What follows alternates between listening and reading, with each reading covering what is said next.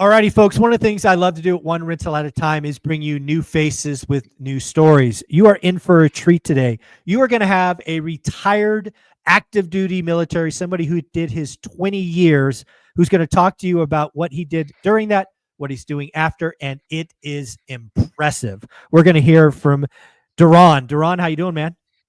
Hey, Michael, man, how you doing? I'm doing great.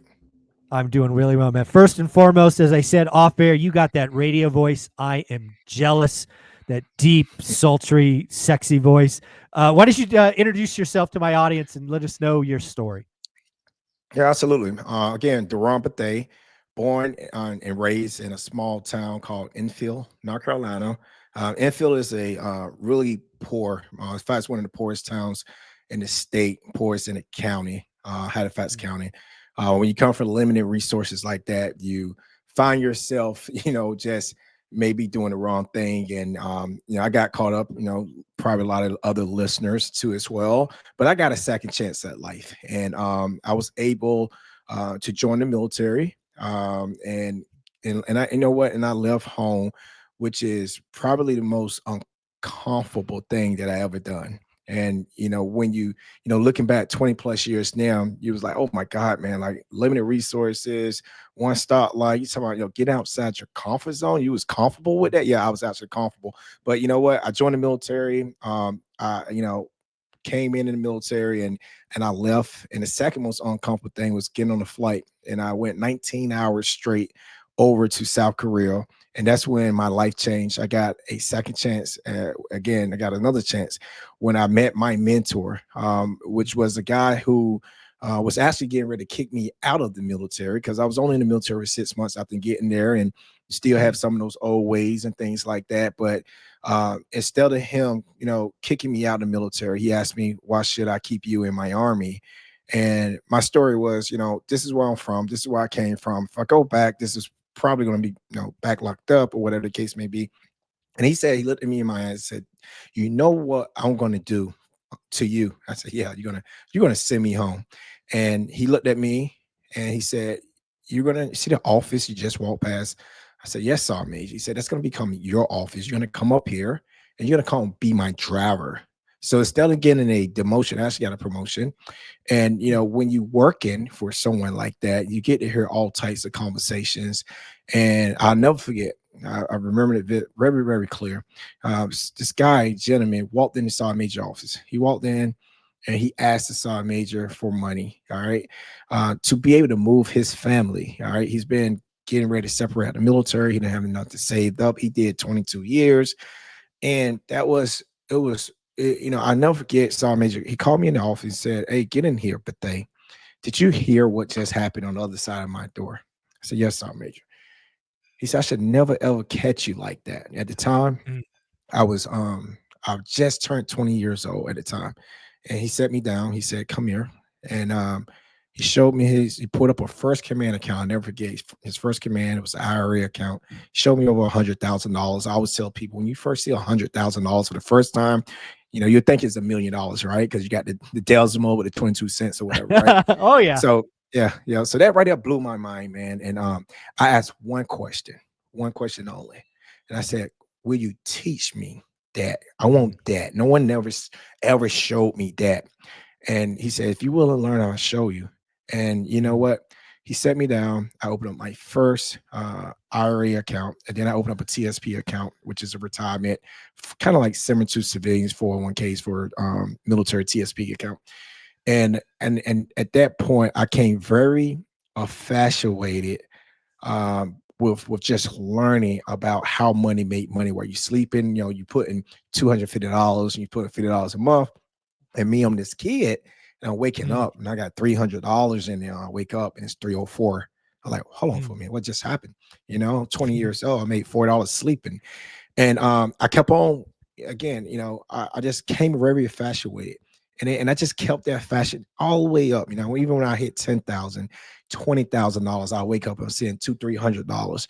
And now, you fast forward to that, I make millions of dollars, and even when the market goes up, 10%, I can, that's hundreds of $1,000s for me. But when the market drop, 20, 30%, that's millions of dollars for me, right? But I Yep. would tell you this here. no matter how I felt or how I feel now, I still infatuate it. No matter if I make that $4 where I made, it's the same exact feeling, 20 plus years now when I'm making so much more money now, right? And I tell Mm, people that, and because that right there became my hobby. You know what I'm saying? This is not something that I do for money. It's my hobby. I just play, sports and watch football. I don't watch none of that. I watch CNBC, my TV over here, and I got my computers going on, and that's what I'm focused on. So that's kind of like how I got started. And on the bigger part, by age 28, I'm self-educated and I'm learning all these things, and everything he talked about businesses, talked about real estate. I was like, okay, so now I need to add businesses. I need to add more real estate. I started buying real estate at 21 years or so, and I ended up getting into franchises at a very young age. I was 28, brought my first Anytime Fitness franchise, and that was also my biggest failure. Right, I lost $500,000 on active duty investing in that, but I didn't give up. I doubled down on myself, and I, literally opened another one less than a year. Wrote down everything I was doing wrong. Right, everything that I did wrong, wrote it down, documented. And you know what I said? If I don't figure this out, I'm going to be in the military for 40 years in order to mm, pay these banks back. But I doubled down on myself. I built a team. I built systems. I built processes. All right. And in less than 18 months, we sold that gym for a phenomenal exit. One of the highest exits. It was a top number one gym in North Carolina at the time of all Anytime Fitness brands and top in the nation. And at that mm, point, I knew I had something that I continued to do about two per year on active duty. I was still in real estate, got into multifamily investing in about 32 years old. Fast forward, we have, I built the Banzer Brothers Investment Group. We have a portfolio about close to around 165, $170 million. And we have inside that I look at it as pillars, all right, income producing pillars. Some of those pillars are active, some are passive, but most of them, have a franchise pillar, right? Just got all my franchises. I own two property management companies that manage all of our apartment complex, right? We have about I have purchased over 1,400 units, went full cycle 7, getting ready to close them, sell 2 more, but I'm about to pick up 2 more. But we've been able to build multifamily. I started as an LP investor to a GP investor. And, mhm. it's just been phenomenal that we've been able to build this. We set up like a family office where that we have all these different, the different pillars in our business. We have 2 property management companies, one property management company manage all the apartments, and one manage all the luxury vacation rooms that we have here in Hawaii. We have our own marketing. Everything is vertically integrated. We don't outsource anything. I got HR team, finance team, marketing team. We everything. We've just been growing. We've just been scaling. We've been international investing in Dubai as well. I host conferences, all over the world now. Mm. Dubai and different, all across the mainland, and we just want to get it, get the word out. Like, no matter where you from, how it, is. I don't care where you from. All right. What resources you have. I understand it's limited resources, but the tools are out there. I self-taught myself. I got a mentor, and that's what we're doing. That's what we're teaching is, you got to pay it for it. Nice. Well, let's go back to a couple of things you brought up because again, I think there's a lot in there that people will just um, kind of gloss over. I want to talk about you, like growing up in a one light town, poor, all of that, but it's still comfortable, right? Absolutely. Leaving that for the military was uncomfortable, but at some level, you knew you had to do it, else you probably saw other people in their 20s and 30s and what life turned into, right? So just talk about sometimes you've got to leave something behind so you can grow and figure it out. You got to trust yourself, right? Yes, absolutely. Yeah, yeah. You have to, what, like, so many people, no matter where they from, um, you only know what you know. It's a big world out there. You only know what you know. All right. The people you went to school with, all these things, and you become, so comfortable. But what you have to do is you gotta step outside your comfort zone, and you have to give yourself a chance. All right. Because you deserve it and your family deserve it, or your future family going to deserve it. And you have to step out, and you have to step out on faith. You have to, just know that if you wake up every day and you work hard, right? And I'm telling you, and I tell people this all the time. I don't care if what you got to do, you leave. All right. Let's say if you somewhere, you in Texas and you live in the small town, you want to go to Dallas.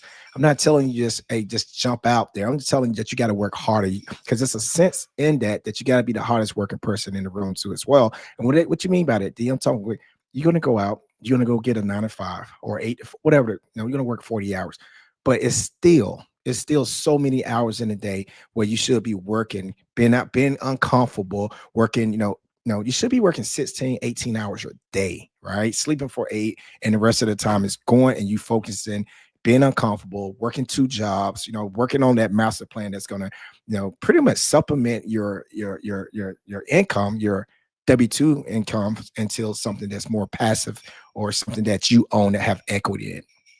Yeah. And then the second thing is when you went off to South Korea, I think you said Sergeant Major, Mhm. really opened your eyes to what's possible. Yep. Because then you're probably 18, you might be 19 at that point, and Mhm. and you really had somebody who took an interest in you, Right. and that's important. A lot of folks in this world don't have that, but you just got to there are people out there that are willing to mentor and help people. You have to seek them out. You have to be valuable to them. Obviously, you were Mhm. working in his office, really guarding his door, really. So Yep. he had interest in helping you. But what was interesting about your story is you kept asking questions. I Yes. guarantee you he wouldn't have pushed that if you weren't inquisitive and you weren't asking for more and more and more. Right. Uh, so talk Yes. about that. No, man. So no, that's a good question. So, you know, I literally, he's my boss. First, we call it first line supervisor. So I didn't have to report to no one but him. And as I started to ask questions, and you got to think too, this man, I worked from him from that point on all the way until I was like a staff sergeant. So he promoted me from a private all the way from E1 to E6. Hmm. So as I was learning, I always asking questions. We became not only just a mentor but great friends till this day.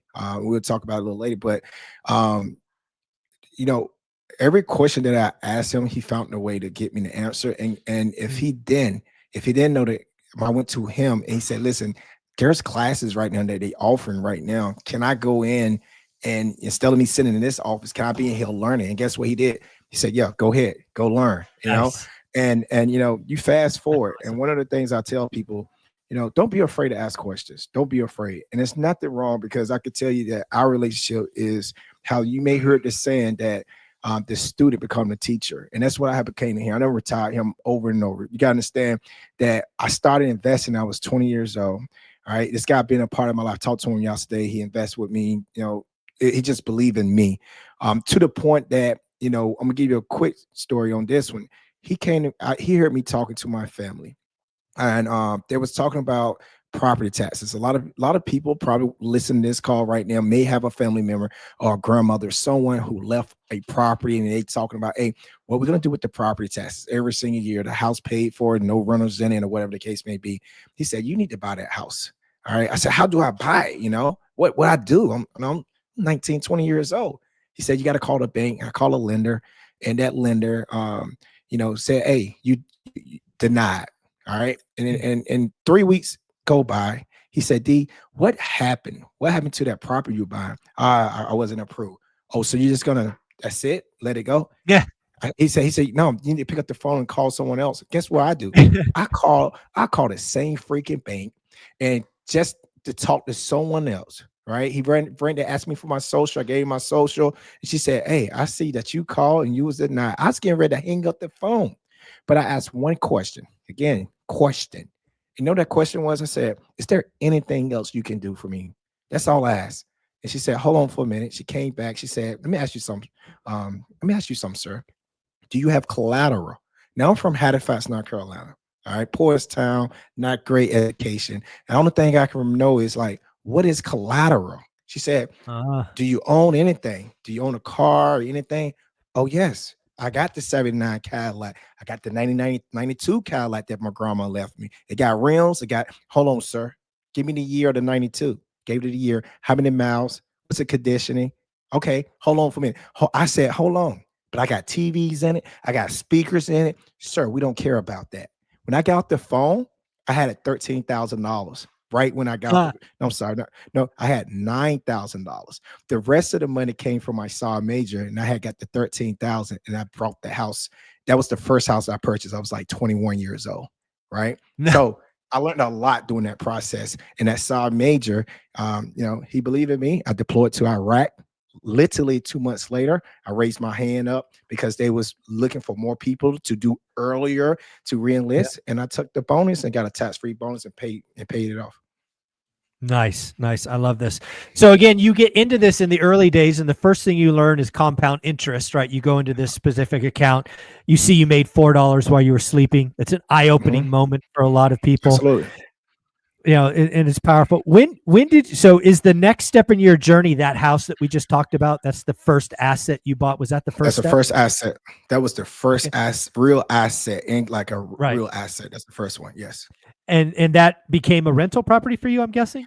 That became a rental property for me, and I was able to pay it off in like less than 2 months, right? And then when I came back from Iraq, I did it again, right? I start buying foreclosures, my credit looked better, tax lien properties, all these. Guess what I was doing though? Where was I buying these properties at, and where I was comfortable at? In Enfield, North North Carolina. Carolina. That's was You my knew the comfort area. zone. I knew the Yeah. area. Yeah, so that was my comfort zone, but I was picking them up, at a very good price. And then I got into 2000, 2005. That's when I used my VA home loan, and I understood Okay. that the power of that too as well. So that's how that's my intro with VA, Yeah. zero leverage, and then, Yeah. using my car, what I'm saying, for That's leverage pretty to bank. awesome. Yeah, one of the things I want everybody who is serving to know, especially if you're early, if you're 18, 19, 20 years old, you have just this magic thing called the VA loan. Mhm, I've told people, I'll see if you agree with this or not. You mhm. should be buying a home every time your duty station changes. Absolutely. Absolutely, All right. man. Absolutely. Super, super powerful tool, man. I call it the most powerful tool they have in their rucksack. Absolutely. Again, if you're in the military and you don't do that, you're really missing out on wealth. You get that right because you choose to serve our country. So use it to the full extent. So, okay. So I got the story. You're saving money. You're understanding compound interest. Mhm. You're buying cheap properties. You're growing a real estate portfolio. When does franchises hit your radar? Yeah, so about 20, probably I was 26, 27. My barber Okay. was cutting my hair, who's Okay. great friend to this day. I was stationed at Fort Hood, Texas. He was cutting my hair, and he said, "D, man, I gotta sell it. My wife about to get stationed, in South Carolina, and I want to keep my family together, but I got this barber shop." And I said, "Hey man, like you should instead of sell it, maybe you should keep it. Is you tell me how much cash flow is, all these things." Long story short, he ended up, getting all these offers. The people that was offering was other people like that own barbershops. Hey, let me put some down, let me pay you a monthly. And he said, "Listen, if I leave here, I don't want no ties with none of Yeah, them. I I'm just want to out. I just want to Yeah. be out, man."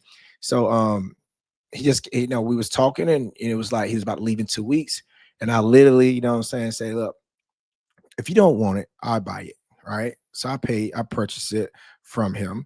And at that point, I told him what he should do, the system that he should operate in. I say, if you do this, I think it'll work. You got someone that's there, that's no problem, military. She 100% disabled. She's loyal to you. She's doing all these things. I said, make her the manager, and just run it that way. He didn't want to do it. I did it the same exact way. I had it for 6 months, and I made a 4x off that. I took that with profits and got into franchises. And what I did was I So, wrote so, down. so real Mhm, quick, real quick. So again, so what you found was a motivated seller, right? You got a mhm, guy that yep, wants to leave. He doesn't want down payment and payments. He wants to be out. So it sounds like what's up? with 2 weeks ago, you offered him a cash price that Yes, was good enough for him to say yes. He's gone. You got it. You have a manager. yep. You run that. Then you sell it 6 months later for Mhm, 4x what you paid. Was mhm. that a note? Was that a note, or did somebody just pay you cash as well? No, they paid me cash. The Okay, person that purchased it, you're yep, out as well. I Okay, was out. Yep, he actually, and I negotiated by the building. So I just sold the building. I saw, I said, so I signed him the contract of the building too as well. So he ended up buying the Oh, building and the business, and he had got nice. picked up 3 tenants. Yeah, yeah, Okay, okay, I like it. Okay, so now you take this, you've got your first big pile of money. yes. And then what happens? So at that point, right now, in fact, I was right now, I was in Galveston at the time, and I'll start getting, Did I've been trading stocks you and all that stuff. did you Go say ahead. Afghanistan? You were in Yes, Afghanistan? Oh my yes, God. Okay, so you're in yes. Afghanistan. You got okay. Yep. All right, sorry. Yep, Crazy. no All right. worries. So yeah, so I'm in that Galveston, and I'm trading stocks, trading options. I come off this money, and I met a good friend at the time, Mike Moyer, and me and him, we the whole while I was in that Galveston, we just like do our mission, we work out, and then we just let's do some options, let's trade options.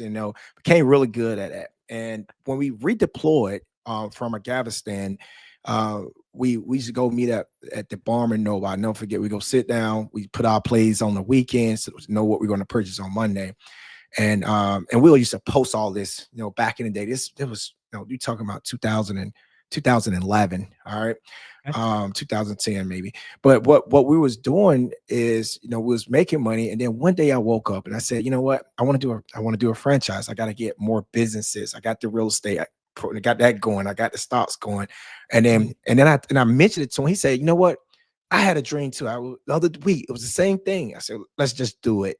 And mm, we wrote down all these different franchise, and I wrote down the pros, I wrote down the cons, I did a SWOT analysis. Didn't really knew what a SWOT was. I just was researching and said I should do one, and I did it. And I ended up buying my first location in Dallas, and I built it with one thing I messed up on. I didn't have a mentor, and uh, location, all those things that I know now, that I never do. But it was a partnership that started off, but it didn't really end well because when you come from limited resources and maybe you have your partner, and that's the most important thing. I tell people most partnerships fail. About 85% of oh partnerships fail. yeah.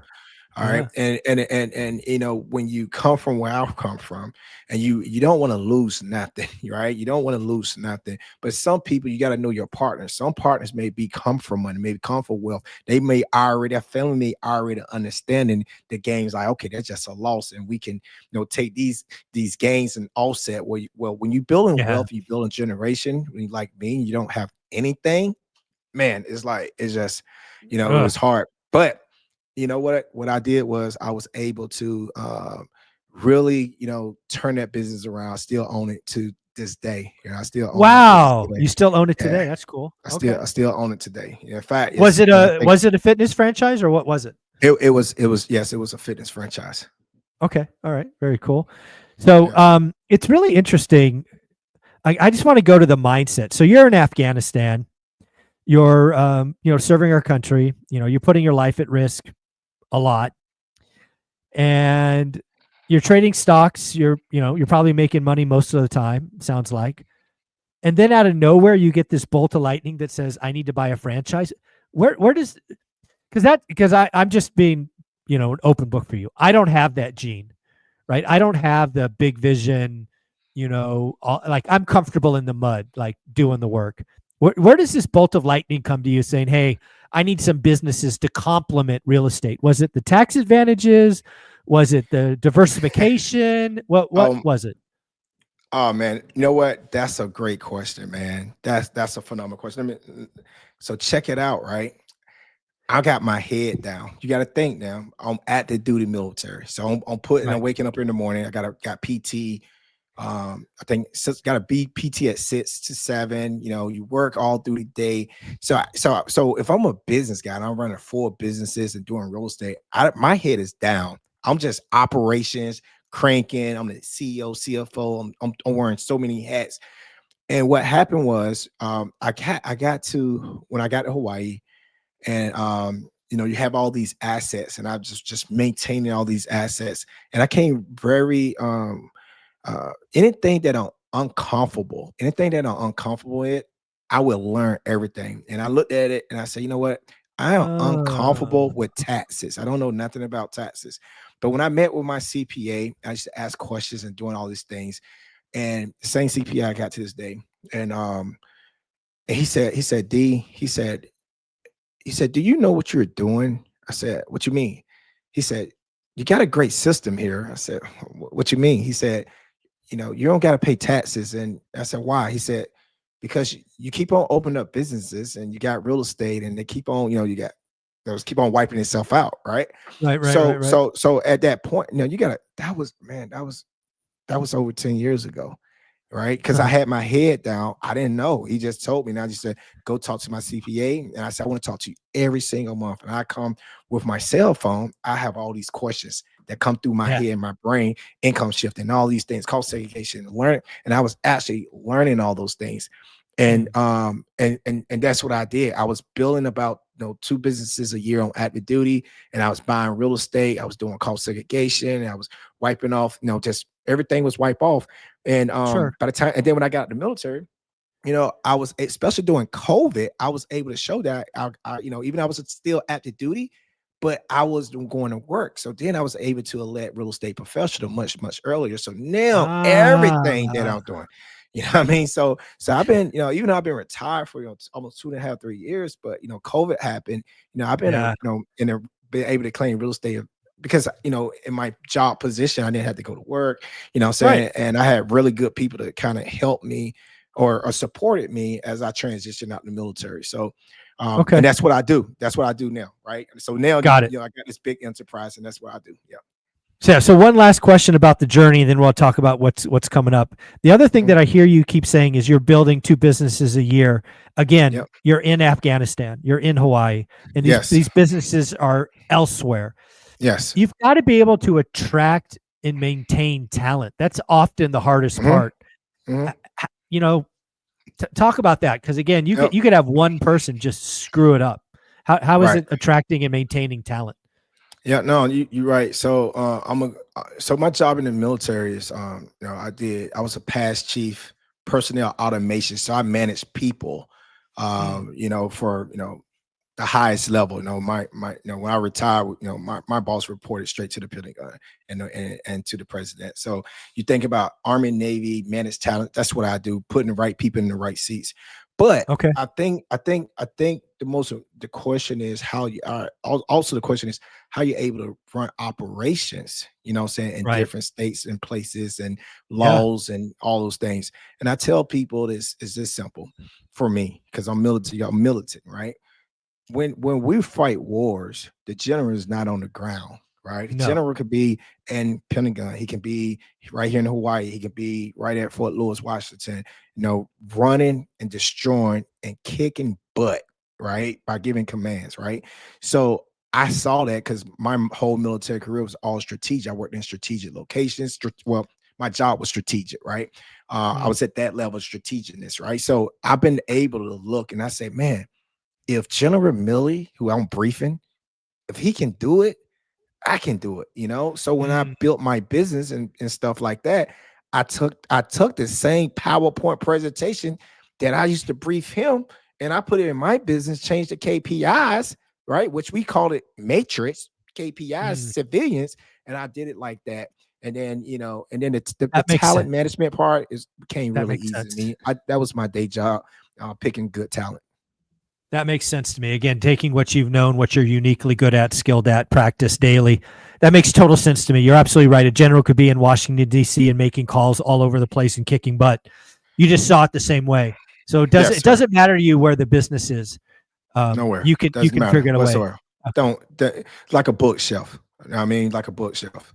Easy. We have, my goal is 100 streams of income. I got 82 streams, 83 streams of income, and those two businesses that we was doing. Yeah, the two businesses, and and when you get here, I'm gonna have to show it to you as far as I got a tracker. This tracks all that. But those Nice. two businesses we was doing a year. I try to do two business. I mean, two at least moves per month. So we're doing over 20, probably 20 deals. Right now I got $50 million on deals that I'm planning on signing this month right here before they close this out. Wow, wow. Well, let's talk about what's coming up. You are throwing an event in Hawaii, which Yes. I am coming out to. You're doing it the Four Seasons, so thank you for that. Where Olivia and I are staying at the Four Seasons. Why not? So talk about the event. What is it? Yes. What's the goal of the event? Talk about it. Yes, yes, thank you. So, yes, this is our fourth event. It's called Hawaii Millionaire Mindset, the Blueprint Conference. So, the first thing I'm telling people is not about you have to be a millionaire. That's nothing about being a millionaire. It's about making sure we understand, get you in the right rooms, get you in the.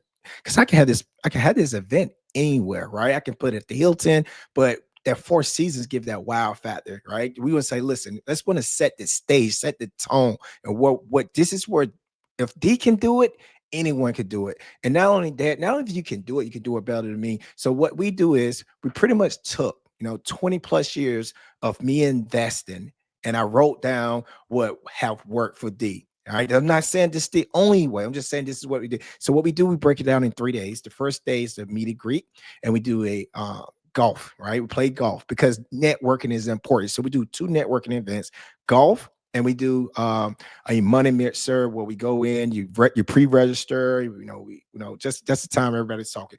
Well, the first day of the event actually starts on Friday. That's when the magic happens, right? Day one, I break it down on business, right? We tell you how to grow, how to scale. It's how you find your why, who, what, why, vision, purpose, mission.